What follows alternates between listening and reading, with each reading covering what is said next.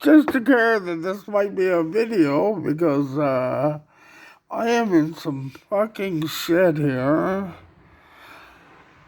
That one needs a accelerator pump screw bolt, a bowl with an accelerator pump in it because the screw's stripped. That one I actually do not have a gasket for, the base gasket.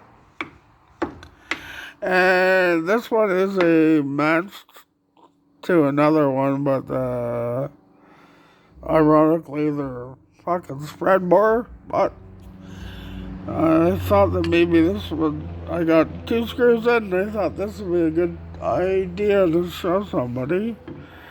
This, and not only do I have one eye, I'm watching this through the camera just to make sure. Okay, there we go. Let's just stare at it.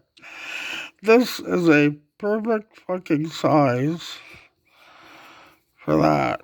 As in, it literally just fits in like perfect. Look at that. Is that not sexy shit right? Oh, hold on. There we go.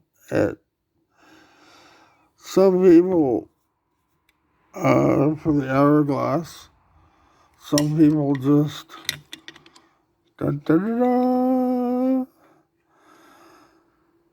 they file that to be hourglass, but really you don't have to fuck all of this because it's